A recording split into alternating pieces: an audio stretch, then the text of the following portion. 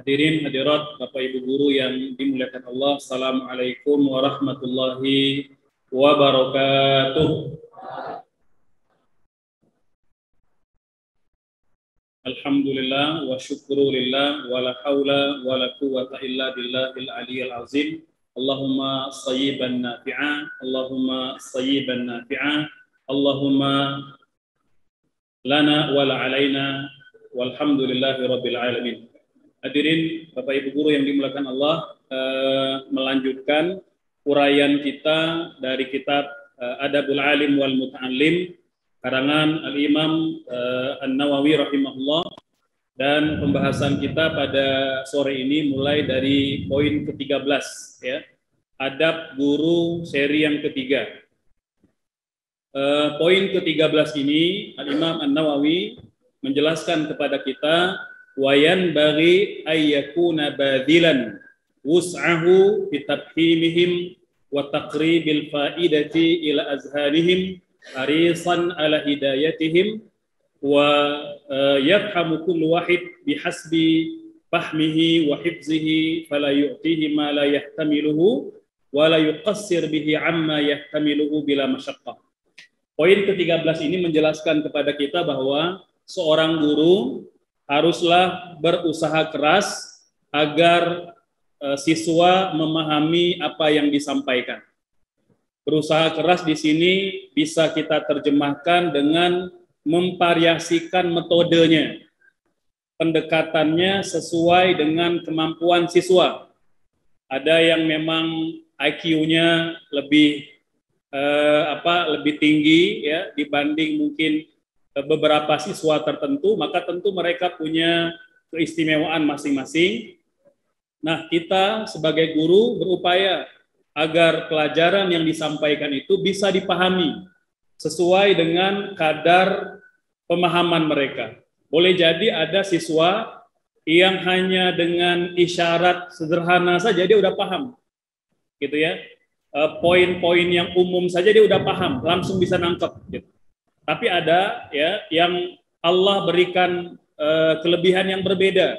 Boleh jadi dalam bab tertentu siswa ini tidak bisa paham cepat gitu ya. Dan itu kita akan pahami ya, selama kegiatan belajar mengajar antara satu siswa dengan siswa lain itu berbeda-beda ya. Dan seorang guru tidak boleh kemudian menekan ya atau harus menstandarkan pemahaman siswa itu sama ya. Nah, jadi ini kita perlu ketahui, kata beliau. Nah, termasuk kalau dalam bab agama, Al-Imam An-Nawawi itu memberikan contoh ketika menjelaskan tentang hadis sahih, hadis dhaif, gitu ya, hadis hasan, ya. Nah, itu ketika menjelaskan kepada siswa atau kepada penuntut ilmu, itu berbeda-beda, gitu. Ada yang memang diberikan standar saja, ada yang memang didalami sesuai dengan kadar yang penting disampaikan kepada murid atau kepada siswa. Nah, ini nyambung dengan poin ke-14 kata beliau ya. Wa yubayyin lahu jumalan mimma yahtaju ilaihi wa yandabitu lahu min usulil fiqh wa tartibil adillati minal kitabi wa sunnah wal ijma' wal qiyas wa istishabil hal inda man yakulu bihi ya. Jadi perlu juga seorang guru itu menjelaskan istilah-istilah dan kalimat-kalimat yang rumit. Ya. Nah, ini kan Imam An-Nawawi menjelaskan pada konteks Islamic study. Itu perlu dijelaskan tentang apa itu dalil dari Al-Qur'an, dari As-Sunnah, dari ijma, dari qiyas, dari istishab gitu ya. Maka sesuai dengan pelajaran kita boleh jadi matematika gitu ya, biologi, sejarah, itu kan punya istilah-istilah yang khusus. Nah, kalau istilah-istilah yang khusus yang memang dibutuhkan oleh siswa perlu dijelaskan, gitu ya. Kan ada ya beberapa kalimat-kalimat istilah dalam KBBI gitu ya, yang boleh jadi tidak dipahami oleh siswa. Supremasi hukum gitu ya. Saya nggak tahu apakah ada kalimat itu gitu ya. Tapi contohnya begitulah kira-kira ya. Atau misalnya tentang urgensi, signifikan, itu kan kalimat-kalimat yang boleh jadi ada pada buku-buku rujukan kita, siswa tidak paham, maka perlu dijelaskan, ya perlu dijelaskan, karena memang ya siswa pasti akan bertanya, Tapi tentu tidak semua mustalah, tidak semua istilah perlu dijelaskan. Istilah-istilah yang memang dibutuhkan oleh siswa ya dalam semua disiplin ilmu, ya tidak hanya dalam bidang agama saja. Poin ke-15, wa yubayyin lahu anwa' al-aqsiyah wa darajatiha wa kaifiyati istismaril adillah. Menjelaskan jenis-jenis metode penetapan hukum. Nah, ini terutama mungkin yang mengajar SMP atau yang mengajar kelas-kelas yang mungkin lebih senior.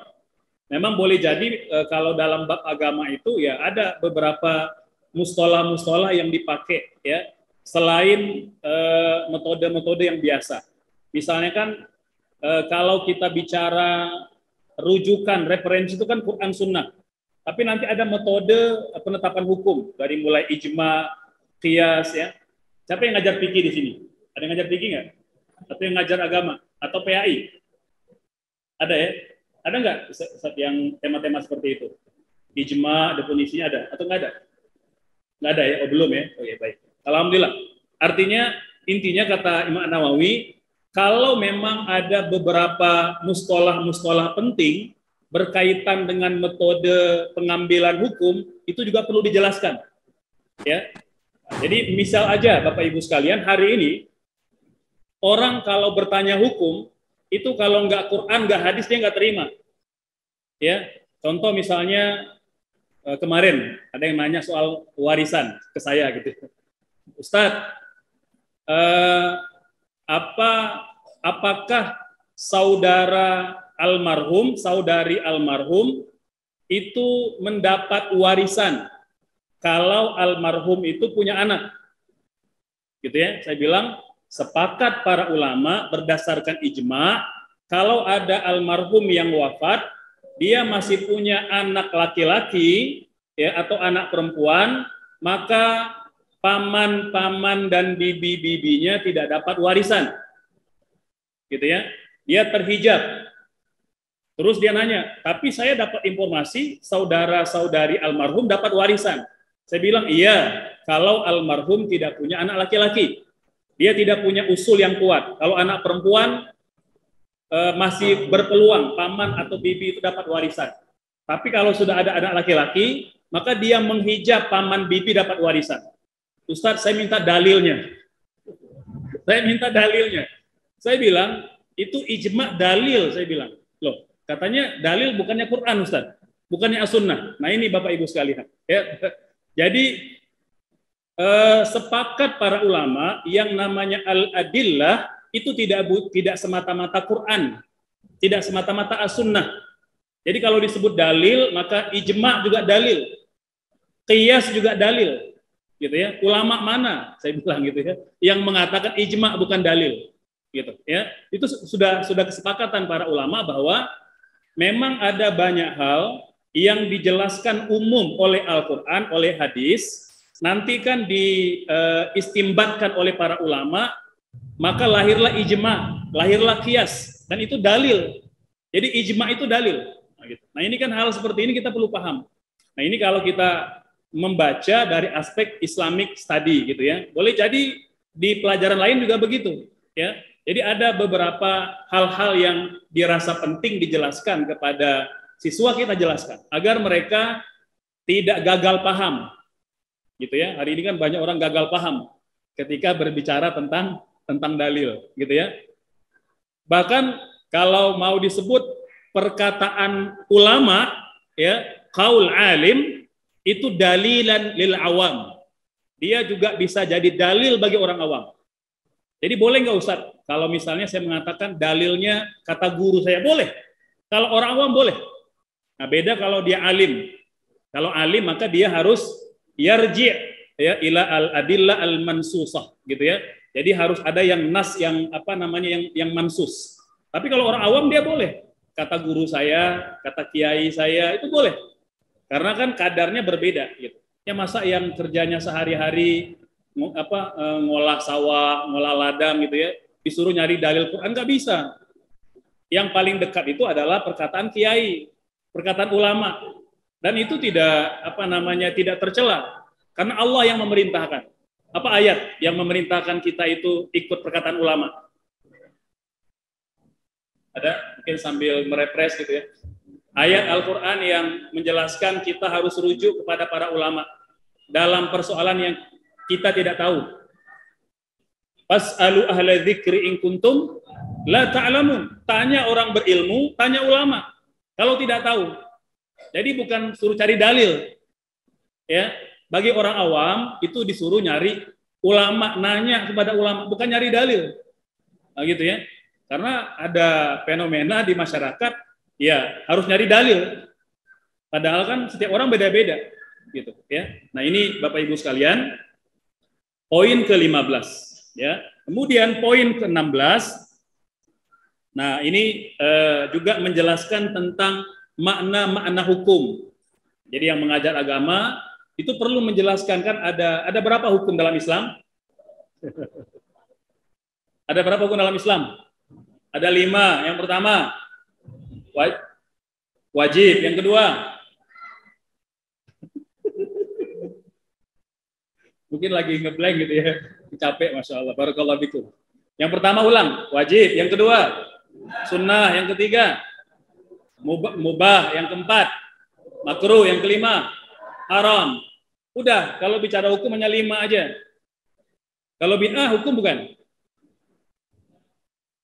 Kalau bid'ah hukum bukan? Sering nggak kalau ada yang nanya apa hukumnya bid'ah? Hukum apa bukan kalau bid'ah?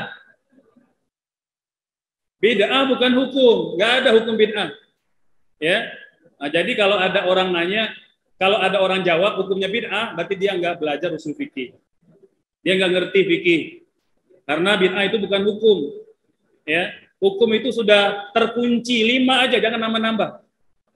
Sejak masa Nabi sampai hari kiamat hukum cuma 5 aja.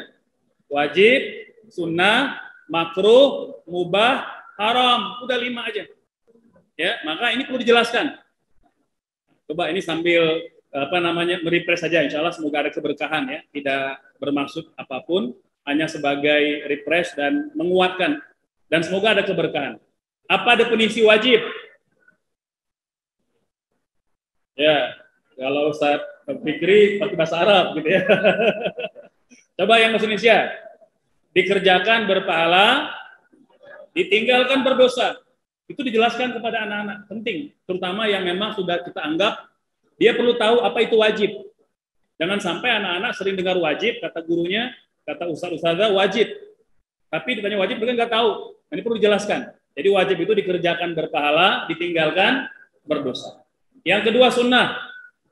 Dikerjakan berpahala, ditinggalkan tidak berdosa. Oke, yang ketiga ada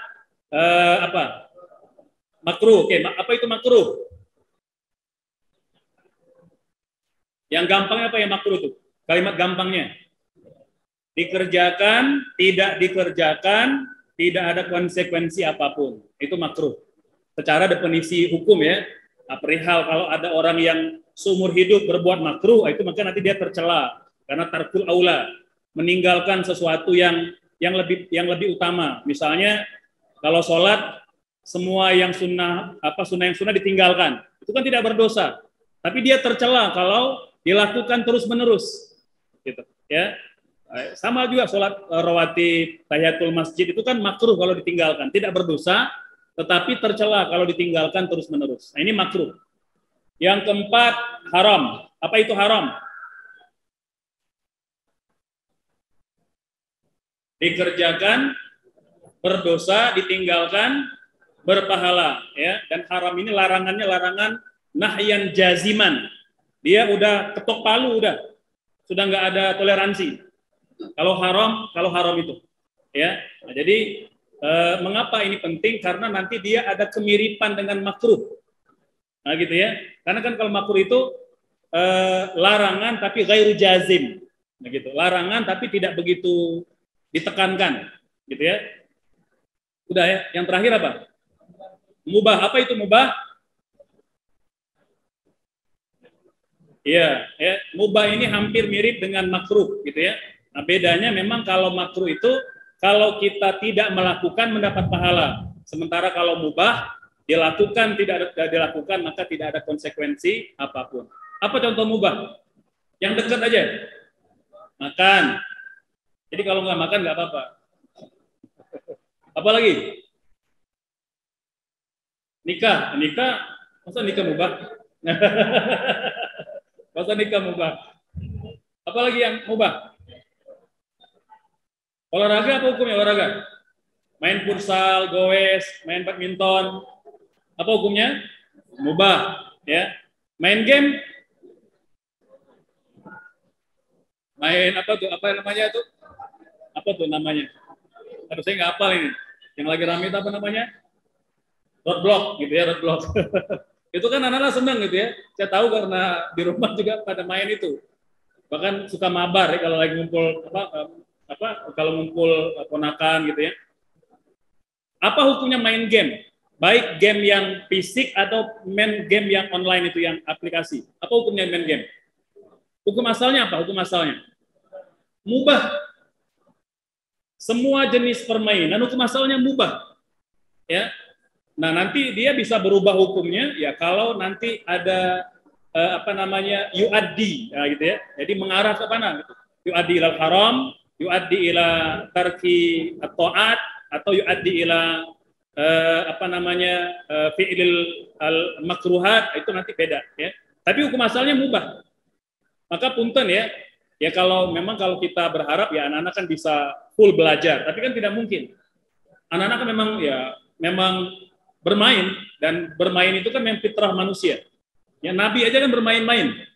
Kan tahu cerita tentang Nabi dibelah dadanya? Itu kan lagi main-main itu. Lagi bermain dengan anak-anak kecil di Mekah, kan didatangi malaikat Jibril, dibelah dadanya. Itu kan teman-temannya datang ke rumah Abu Thalib. Ya, Muhammad telah dibunuh. Itu lagi main-main itu. Nah, kalau kita mungkin main gundu lah gitu ya, main petak umpet gitu ya di di Mekah itu. Jadi hukum asalnya boleh. Hanya memang tugas kita orang tua, guru membatasi permainan jangan sampai ya kebablasan gitu ya. Selama memang permainannya bukan haram. Nah, jadi kalau sudah yang haram maka dia ya tetap haram. Ya. Sama lah seperti Ustaz, apa hukumnya main game-game tertentu kan itu ada yang kalau menang atau kalau dia finish kan dapat hadiah gitu ya. Ada hadiah itu yang kadang ya haram gitu ya. Walaupun cuma gambar gitu ya. Misalnya kalau menang nanti dapat hadiah misalnya perempuan yang tidak tutup aurat gitu misalnya. Itu kan haram ya. Nah, ini hal-hal seperti ini kita perlu paham. Jadi menjelaskan tentang hukum gitu ya. Nah, termasuk juga kata beliau, jika memang ada istilah nasakh mansukh dalam pelajaran yang kita ajarkan, ini juga penting kata beliau. Ya, ya kalau dalam nasakh mansukh itu penting diajarkan ini ya. Ustaz Rifki kan beliau tafsir ya, Usuluddin, itu tahu ya istilah nasakh mansukh, tapi tentu kita jelaskan kepada siswa itu ya sesuai kadarnya saja. Gitu ya. Apa itu nasikh? Yang membatalkan. Kalau mansukh yang dibatalkan. Ya, jadi dalam Islam itu ada ajaran yang dulu pernah ditetapkan lalu dibatalkan. Ada yang bisa beri contoh? Ajaran yang pernah ada lalu dibatalkan. Nikah mut'ah. Nikah aja. ya, itu nikah. Apa yang lain coba? Selain nikah mut'ah. Misalnya tentang wasiat untuk dua orang tua. Surah Al-Baqarah itu apa namanya? Allahumma shalli ala Muhammad. Kutiba alaikum idza hadara adahumul mautu in taraka khairanil wasiyatu lil walidaini wal aqrabina bil ma'ruf haqqan 'alal muttaqin. Awalnya kalau ada orang yang lagi sekarat gitu ya, lagi mau wafat, mau meninggal, itu disarankan kata Allah berwasiat kepada ayah ibunya. Berwasiat kepada ayah ibunya. Kan wasiat itu harta yang akan diberikan ketika sakaratul maut ya. Jadi kalau lagi sehat itu bukan wasiat. Jadi kalau antum mau ngasih harta kepada keluarga gitu ya. Lagi sehat itu bukan wasiat, namanya apa itu?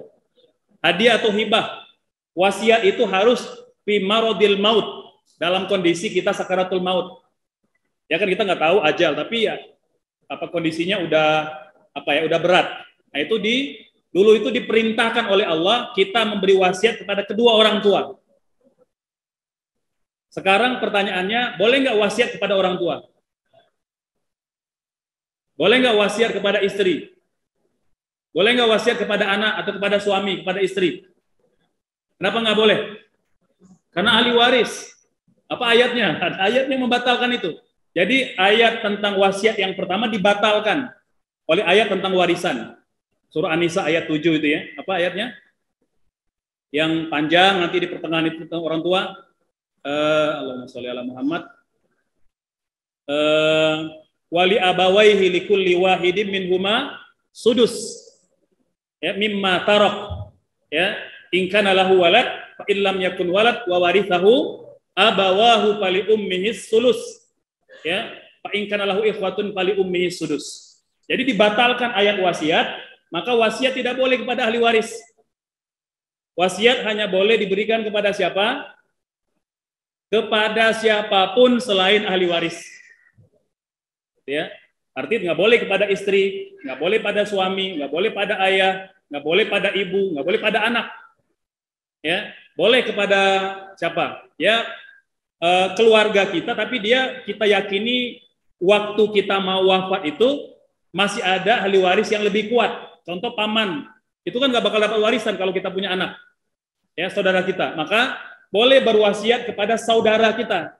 Nanti saya berikan harta saya berupa tanah yang di Cikutra misalnya untuk saudara laki-laki saya ini, abang atau adik saya, berapa ratus meter itu boleh. Atau kepada kakek, nenek, orang tua kita, kalau kita masih punya anak kan nggak dapat warisan, ya. Jadi kakek, nenek kita, ya, itu nggak dapat warisan selama kita masih punya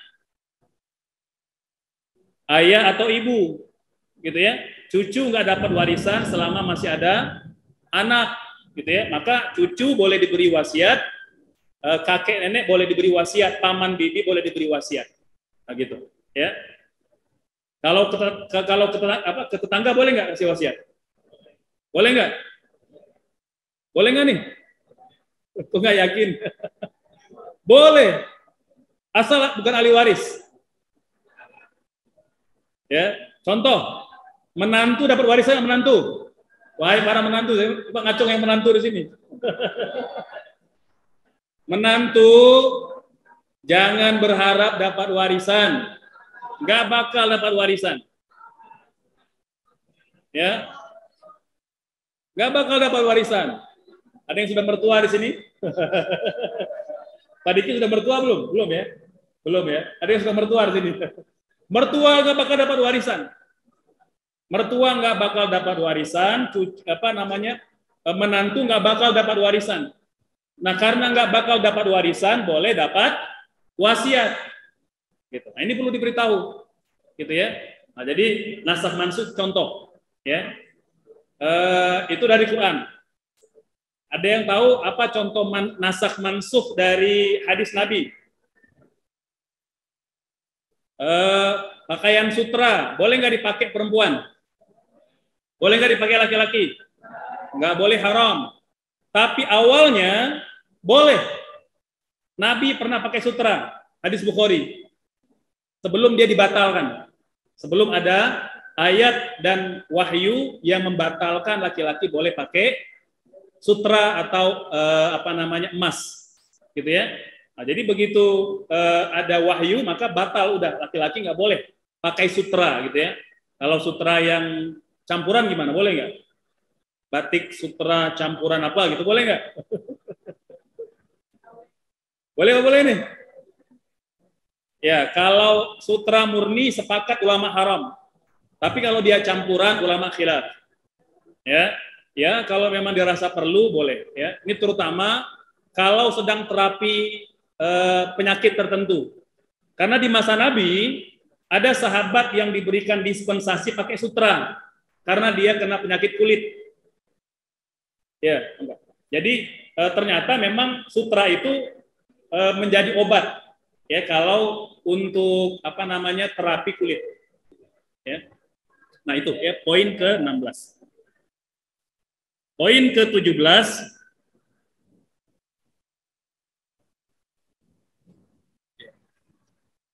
nah ini penting sekalian.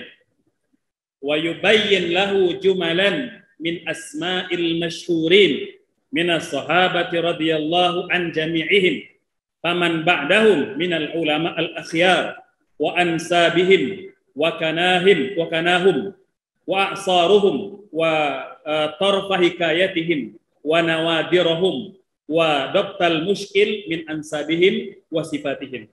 Jadi intinya poin ke-17 ini kalau bisa kita mengutip ya, selain mengenalkan nama-nama para sahabat, para ulama, orang-orang pilihan, juga mengutip quote-quote mereka. Ya, bukan tidak boleh kita ngutip Adam Smith, bukan nggak boleh. Bukan nggak boleh kita ngutip siapa misalnya tokoh-tokoh terkenal, Shakespeare gitu ya, apalagi namanya Nobel misalnya, ya, atau ya tokoh-tokoh apa ya, tokoh-tokoh nasional itu boleh-boleh aja. Tapi kata beliau lebih utama kalau bisa yang kita perbanyak listnya dan apa inventarisirnya, anak-anak itu lebih banyak nama-nama para sahabat Nabi, nama-nama para ulama yang manfaat ilmunya. Ya kalau sebagai wawasan yang lain boleh-boleh saja gitu ya. Nah, tapi jangan sampai punten Bapak Ibu sekalian, anak-anak itu hebat banget kalau nyebut nama atlet, nama artis, gitu ya. Bahkan apa hafal apa namanya masalah-masalah rumah tangga mereka, gitu ya. Itu sedih kadang saya kalau mendengar itu, gitu ya. Anak-anak itu begitu lancar, begitu apa ya, begitu pasif, ya nyebut problem rumah tangga artis. Itu saya, masya Allah, itu agak bimbang ya. Semoga tidak terjadi dalam apa rumah tangga kita gitu ya. Ini nauzubillah sekalian, maka perlu perbanyak ya. Apakah dengan gurunya mengutip atau boleh jadi dengan apa tuh yang stiker apa poster-poster yang ada di kelas gitu ya. Atau mungkin boleh jadi ya apa bahan-bahan ya buku-buku ya, bacaan yang kita berikan kepada mereka. Gitu ya. Nah, jadi Bapak Ibu sekalian penting. Terutama sekali kalau kita ya bisa sampai mengenalkan biografi mereka, itu lebih baik. Itu bagus banget sekalian ya. Karena ya apa kan kata Nabi apa? Al-mar'u ma'aman ahad. Seseorang itu akan dikumpulkan kelak bersama dengan orang-orang yang mereka favoritkan gitu. Jadi kalau sejak kecil aja mereka tokoh favoritnya ya orang-orang yang non muslim gitu ya, yang boleh jadi ya kehidupannya kurang bagus lah gitu ya, bimbang nanti ya jadi teladan gitu ya. Apalagi sekarang lagi rame Ronaldo gitu misalnya kan, yang pindah kemudian apa namanya, itu kan kita bimbang karena ya nauzubillah gitu kan, banyak atlet ini kan mereka tinggal kan tidak suami istri gitu ya. Jadi bimbang nanti kalau dia mengidolakan nanti membenarkan perbuatan-perbuatan itu. Gitu. Ini bahaya. Ya, jadi kalau bisa perbanyaklah profil-profil para sahabat. Dikenalkan. Minimal Bapak Ibu sekalian, nama-nama sahabat yang populer. Ada berapa jumlah sahabat Nabi misalnya? Yang angka yang ulama sepakat itu 130.000. Itu sepakat para ulama. Di atas itu ulama khilaf. Ya, ada yang mengatakan 200.000, ada yang mengatakan 100.000 ya, tapi yang ulama sepakat 130.000. Minimal jangan yang itulah, minimal kita kenal yang 4 khalifah, atau kalau nambah 10 sahabat yang jadi masuk surga, ya, atau misalnya nama-nama yang populer, Khalid, Salman, itu kan di luar yang 10 ya, atau misalnya siapa lagi, ya ulama-ulama apa sahabat-sahabat yang populer apa Abu Zar, ya, Abu Hurairah. Ya, itu kan nama-nama yang kita perlu kenalkan. Nah ini ya kalau bisa ketika mengutip perbanyak ya nama-nama yang tadi kita sebutkan. Itu poin ke-17. Kemudian kita mungkin cukup 20 poin aja hari ini insya Allah. Poin ke-18, ini khususnya guru-guru bahasa ini. Ya. Wa yubayyin ma yandabitu min qawaid tasrif. Ya, intinya pada poin ke-8 menjelaskan tentang aspek linguistik. Nah, ini penting ya. Kalau yang bahasa Arab maka ya perbanyak itu ya. Kan kalau ya umumnya mubtada, ya khabar, kemudian fiil, fa'il, isim, ya, kemudian jumlah fi'liyah, jumlah apa namanya ismiyah, ya, kemudian apa lagi, ya begitulah. Jadi intinya sesuaikan tentunya dengan kurikulum yang ada. Ya, jadi tidak terlalu tinggi, tidak juga kemudian tidak sampai memenuhi ketentuan-ketentuan apa namanya di dalam bahasa, gitu ya. Ya kalau bahasa Indonesia, bahasa Inggris juga begitu ya. Jadi apa saya juga nggak paham ya apa aja grammarnya gitu ya. Yang mungkin misalnya tentang apa? Ya apa past tense gitu ya. Jadi present tense. Nah, begitulah kira-kira ya. Saya nggak paham. Ini mungkin tahu ini Fikri ya. Fikri yang apa orang Indonesia di Al Azhar yang pasti mumtaz mata kuliahnya apa? Yang pasti mumtaz bahasa Inggris.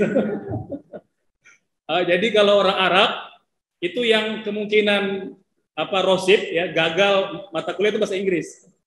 Jadi bahasa Inggris ini untuk semester 1 ya itu wajib ya tahun pertama itu wajib. Jadi dari apa namanya sepanjang 4 tahun kuliah S1 itu ada mata kuliah bahasa Inggris.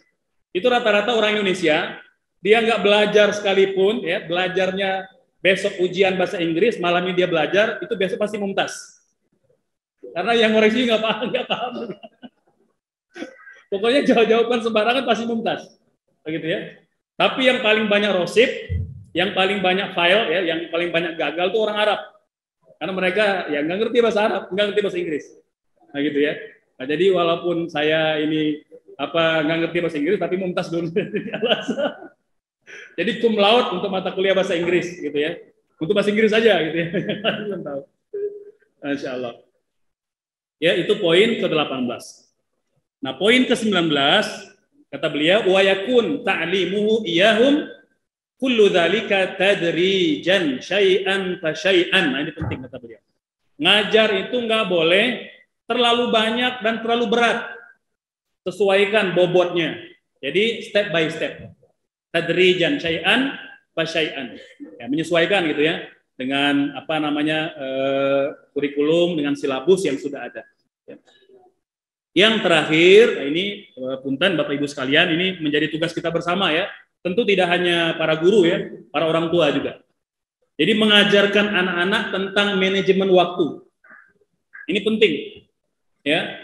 Ya walaupun mungkin full day gitu ya, tidak seperti pesantren, tapi paling tidak ya kita bisa menekankan itu ya bahwa ada manajemen dalam waktu gitu ya, kapan kita belajar, kapan kita istirahat, kapan kita sholat, kapan kita makan, itu diajarkan dan diulang-ulang Bapak Ibu sekalian ya. Jadi ini diantara hal penting ketika kita bicara tentang adab seorang guru, yaitu karena dia tidak semata-mata transfer pengetahuan, tetapi juga transfer adab dan perilaku dalam keseharian. Wallahu alam, demikian Bapak Ibu sekalian, cukup dulu sementara hari ini 20 poin ya. Insya Allah kita akan ada seri berikutnya ya, adab seorang guru bagian yang keempat. Jadi kita pelan-pelan aja agar betul-betul dapat ya poin-poin ini secara lebih matang dan dapat kita dalami. Walau alam, mangga Ustaz, kalau ada di antara Bapak Ibu guru yang mau bertanya kita persilakan.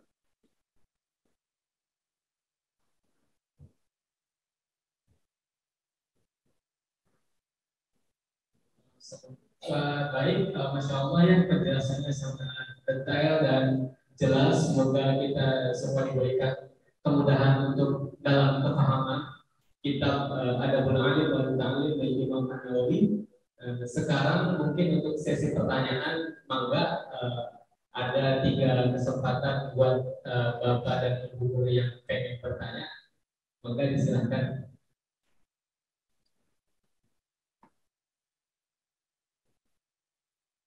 Silakan Bapak guru, Ibu guru.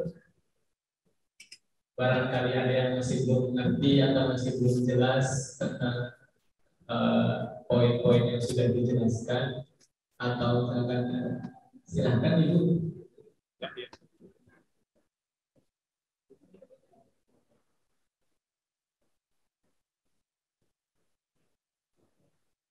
Bismillahirrahmanirrahim. Assalamualaikum warahmatullahi wabarakatuh.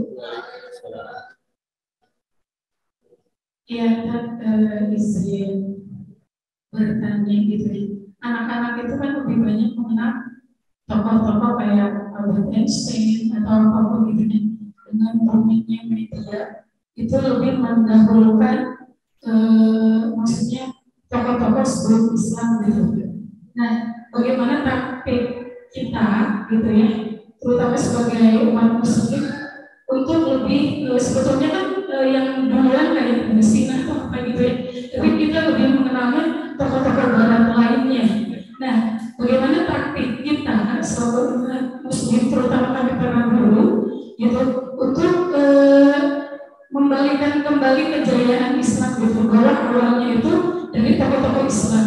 Cuma kadang izin suka tertutupi oleh internet atau data-data dari yang lain. Seperti itu. Terima kasih. Wassalamualaikum warahmatullahi wabarakatuh. Maka mungkin kita kumpulin dulu biar sekalian kalau ada dari para satib, Ikhwan, Fadol, kalau ada silakan.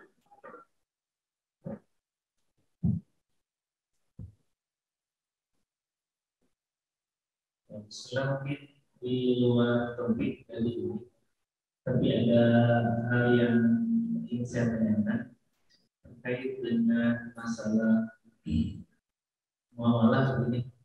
Kalau seandainya itu ada satu keluarga jadi mualaf gitu, terus anaknya itu perempuan, nah apakah si ayahnya ini boleh jadi wali untuk anaknya? Ini kan berarti hasilnya itu hasil pernikahan di luar Islam sebelumnya. Apakah boleh jadi wali dan bagaimana gitu? Enggak, mungkin satu lagi kalau ada. Dan satu lagi, Bapak Biar ganjil. Ada? Baik, kalau belum ada nggak apa kita jawab dulu saja. Ya. Yang pertama, bagaimana caranya mengenalkan tokoh-tokoh Muslim kepada siswa-siswi kita, ya. Yang tentu pertama, ya kita perlu banyak memberikan keteladanan dengan cara, berarti guru harus memperbanyak literasi bacaan kita, ya. Wajib Bapak Ibu sekalian, memang wajib sekali, karena bagaimanapun itu tugas sejarah, ya.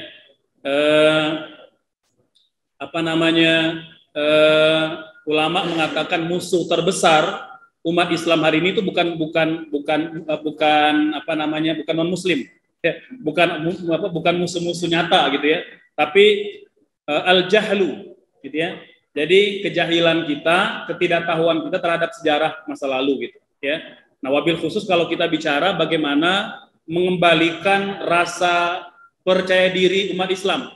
Kan sekarang coba kalau kita bicara siapa yang menemukan lampu, menemukan laptop, menemukan pesawat, kan kita umumnya pengetahuan yang sudah terinstall di kepala kita siapa? Non-muslim. Karena kita nggak tahu, ya. Termasuk saya, Bapak Ibu sekalian, ya. Sampailah kemudian Allah berikan takdir, ya, belajar ke Mesir, ketemu satu kitab yang luar biasa yang dapat penghargaan buku terbaik sepanjang zaman. Ini ilmuwan Mesir, Dr. Rib Sirjani. Beliau ngarang kitab Madza Qaddamal Muslimuna lil Alam. Apa kontribusi besar umat Islam terhadap dunia? Itu beliau preteli satu persatu itu. Fakta-faktanya. Ya, itu saya merinding bacanya itu. Dari mulai lampu, kapal, pesawat, kamera, ya, semua ternyata inisiator pertamanya muslim. Gitu, ya. Nah, ini kan kalau kita bacakan lagi, kita sampaikan lagi kepada siswa, itu luar biasa itu. Memberikan satu semacam rasa percaya diri bahwa selama ini kita bukan terbelakang gitu ya. Jadi kalau ada orang mengatakan kalau kita bicara kitab klasik, belajar kitab Turos, mundur ke belakang. Mundur kemana maksudnya? Mundur ke 300 tahun lalu atau 500 tahun lalu Justru di tahun itu Islam ada di puncaknya gitu. Ya, sekarang aja kita lagi turun ini. Karena apa? Karena tadi betul ya kata Bu Guru tadi bahwa banyak fakta-fakta sejarah itu yang diputarbalikan. Contoh paling real saja, siapa penemu lampu? Thomas Alva Edison. Ya. Ini fakta yang beliau ungkapkan, kata Dr. Rohit, bahwa Eropa itu kan pada era Dark Age, abad ke-8. Ya, pada abad ke-8 itu Dark Age itu bukan semata-mata karena mereka terbelakang pengetahuan, gitu ya, tapi juga terbelakang kotanya. Jadi kota-kota di Eropa ketika hidupnya Thomas Alva Edison itu masih gelap. Sementara kota-kota Muslim kayak seperti Cordova, ya, kemudian kota-kota di di Spanyol waktu itu ya, namanya apa dulu? Andalusia. Itu sudah terang benderang, jalan sudah ada lampu jalan, rumah-rumah mereka sudah terang benderang, kata beliau.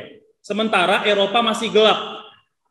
Beliau bikin quote begini, kalau memang yang menemukan lampu itu Thomas Alva Edison, di belahan bumi Eropa mana dia buat dia pakai lampu itu. Sampai-sampai Eropa masih gelap. Kalau memang betul Thomas Alva Edison yang menemukan lampu, di kota mana dia pasang lampu itu? Nggak ditemukan.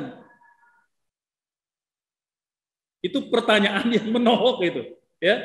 Nah, kita kan kadang-kadang nggak baca aja, oh yang menemukan lampu Thomas Alva Edison, tapi nggak ada bukti konkret di kota mana lampu itu dipasang. Padahal waktu hidupnya Thomas Alva Edison, Eropa masih gelap. Kota-kota Andalusia sudah terang benderang dengan lampu. Yang menemukan toilet siapa? Non-Muslim. Itu berita di internet. Padahal kata Dr. Rohit, ya, kota-kota di barat di Eropa itu orang punten ya, boker itu di jalanan. Mengapa? Nggak tahu cara buangnya di mana. Makanya muncul sepatu heels itu. Sepatu tumit tinggi supaya apa? Pakaian nggak kena kotoran. Karena orang barat ketika itu bokernya di jalanan. Subhanallah. Padahal Muslim Andalusia boker di toilet. Sudah ada toilet waktu itu. Nah, ini kan kalau kita sampaikan kepada siswa itu kan jadi pede. Anak-anak tidak merasa merasa terbelakang seperti mana yang diberitakan oleh media, sosmed hari ini gitu. Ini banyak, maka saya rekomendasikan para guru baca buku ini. Kan kalau tidak salah sudah diterjemahkan. Cuma saya nggak ingat apa, nanti tinggal di googling aja, karangan Dr. Rohit Sirjani, Persembahan Umat Islam untuk Dunia, itulah kira-kira ya. Saya nggak tahu apa judul aslinya judul yang setelah diterjemahkan apa, tapi begitu kira-kira judulnya. Itu beliau membongkar fakta-fakta sejarah yang selama ini dipelesetkan atau dimanipulasikan. Gitu ya. Jadi begitu. Nah, kan kalau kita punya banyak informasi, banyak makhluk kan bisa kita sharing. Nah, punten kalau kita nggak punya gimana mau sharingnya? Kan faqidu syai' la yu'ti, gelas yang kosong nggak bisa beri.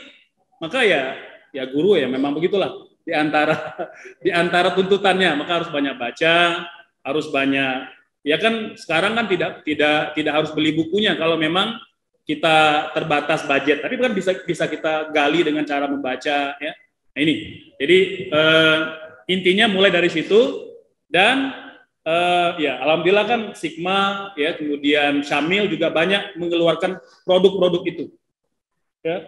Kan kalau tidak salah itu sudah ada beberapa produk yang sudah keluar yang beserta poster-posternya sudah ada itu. Ya, siapa ahli kimia, ahli biologi.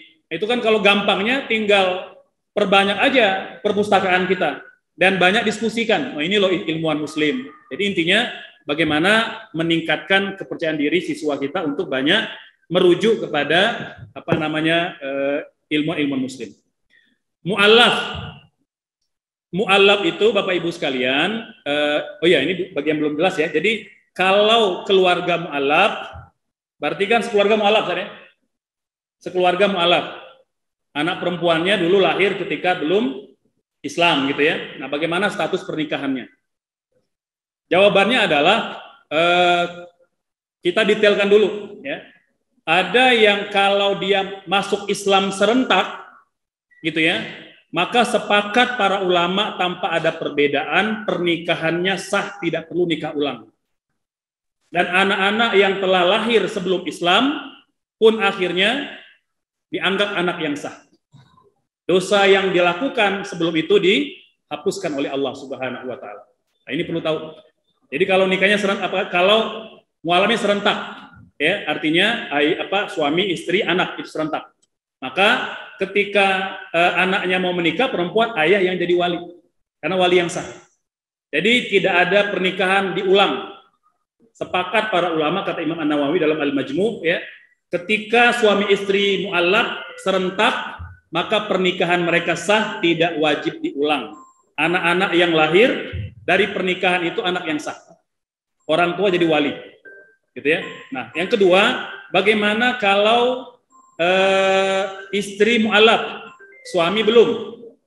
Maka tadi, kalau misalnya suaminya, istri sudah mu'allaq, suaminya belum, maka bapaknya tidak boleh menjadi wali pada anak yang masuk Islam tadi. Gitu ya. Dan pernikahannya harus segera dibatalkan. Artinya selama suaminya belum masuk Islam, maka sang istri dianggap bukan istri yang sah kepada suami yang non-muslim tadi. Anaknya pun tidak boleh diwalikan oleh bapaknya karena bukan muslim. Maka siapa walinya? Wali hakim. Wali hakim. Gitu ya. Nah, kalau misalnya sebaliknya, bapaknya muslim, ibunya belum, tapi anaknya muslimah misalnya, maka bapak jadi wali. Jadi berdasarkan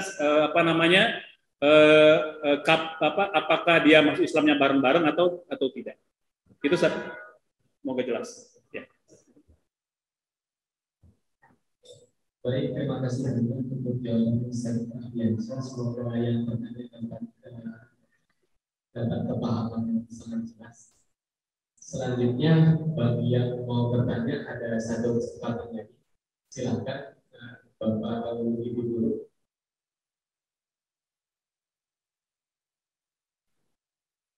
Atau sudah?